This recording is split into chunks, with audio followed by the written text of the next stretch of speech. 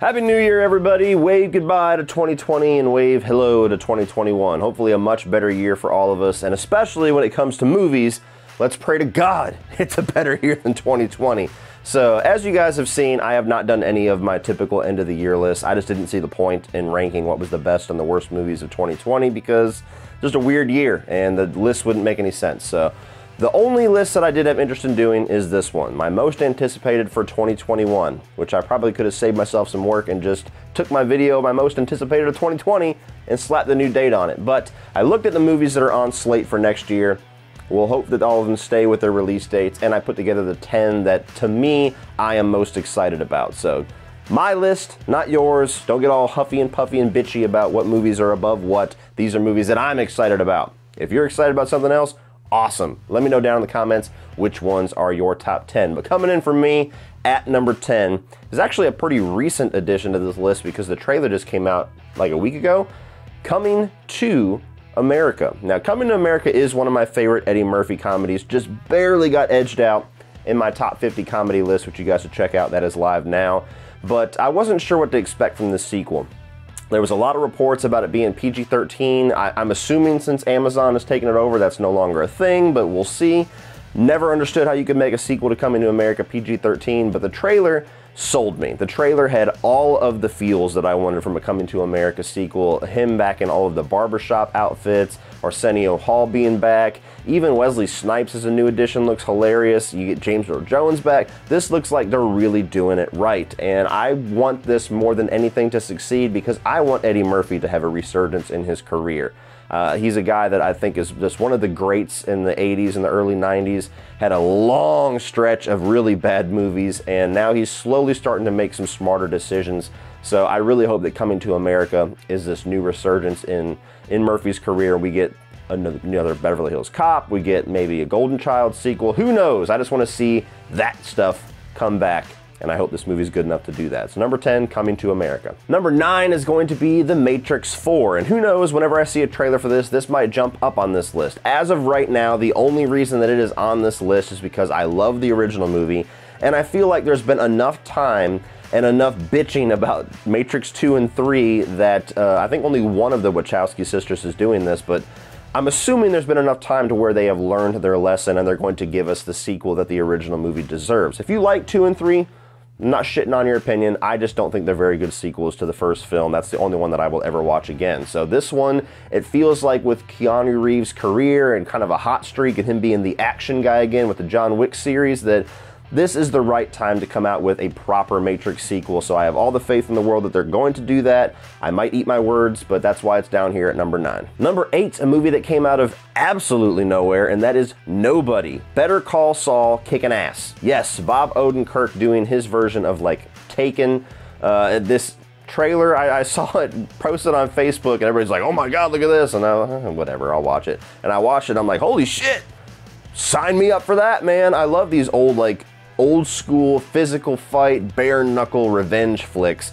And when you throw somebody that's unsuspecting like Bob Odenkirk in that role, as awesome as he is with what he has done, he's never really been an action guy. He's more of a comedy guy.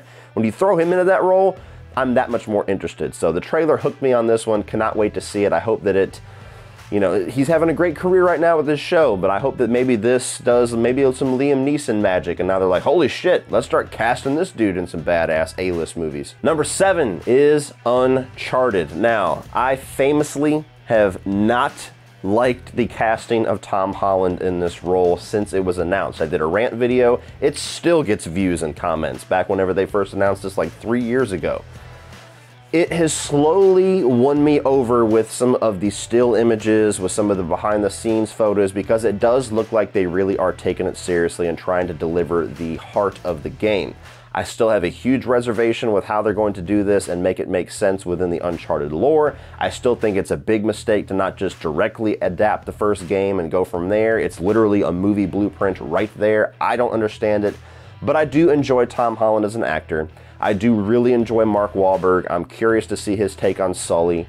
And so far, visually, they've sold me. So whenever we get a first trailer, whenever we start to get a feeling for how this movie is going to be, this could go up or down on the list. But right now, just because I am a huge Uncharted fanatic, it's going to be sitting right here at number 7. Speaking of 7, Mission Impossible 7 is my number 6. As of right now, it's untitled. Quite famously here, or infamously, I guess, about a week or so ago, Tom Cruise just berated some people that weren't following some COVID restrictions. So this is a movie production that is still going strong despite all the craziness going on. And it seems like it might be one of the first blockbusters that actually finishes in the crazy world that we live in right now. So Mission Impossible is a series that it is not a good business to doubt these movies, because with the exception of the second one, which I still enjoy, these movies continue to just get better and better and better. And as good as Fallout was, and you're bringing back the same creative team, and they're doing back-to-back sequels, which means they have put a lot of time and energy into finding a good story to kind of continue this McQuarrie arc that's been going on.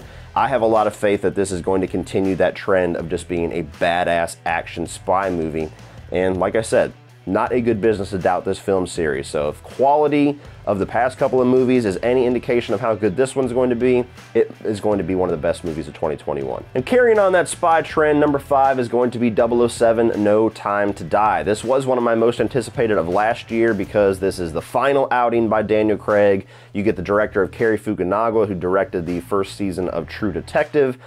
I have absolutely no reason to doubt that this movie is going to be awesome. I've been off and on with what I like and don't like from the Daniel Craig era. I thought Casino Royale was one of the best ever.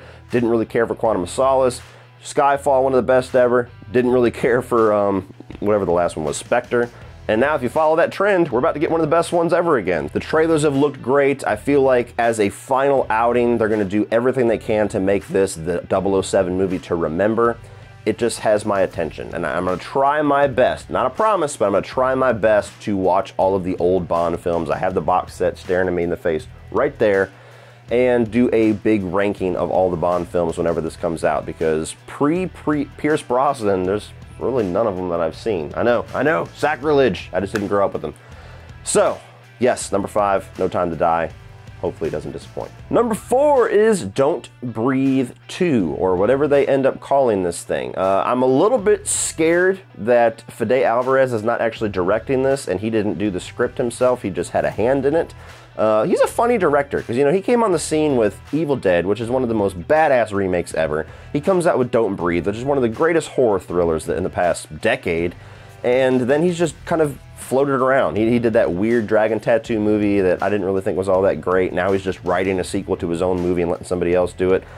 I don't know. He's a guy that to me should be like top tier horror director at this point. But nonetheless, I loved the premise of the first movie.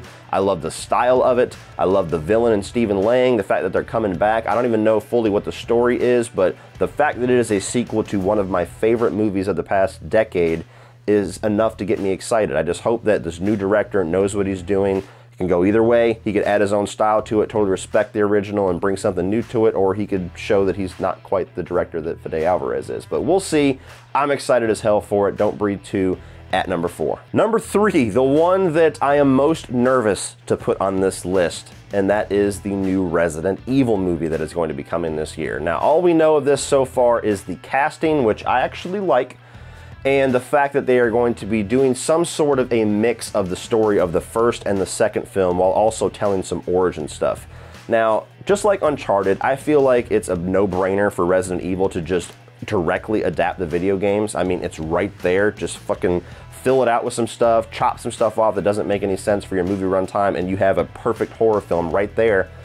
Nobody has wanted to do that so far. I have guilty pleasure with the Paul W.S. Anderson Resident Evil series, but this one to me seems like they're at least heading in the right direction with going back to the Spencer Mansion, with going back to the Raccoon City events of 2, telling a little bit of origins. I don't know if it's going to be with Resident Evil 0 storyline or not, but going back to those 2 games, which are most people's favorites in that franchise, and telling the story through that skeletal structure, to me, tells me that they at least have learned some lessons from the previous franchise and are trying their best to do it right. So if they are on the right track, this is going to be a kick-ass movie and a great gift for Resident Evil fans, which, despite the guilty pleasure or not, have really been struggling to get a good movie adaptation of those games.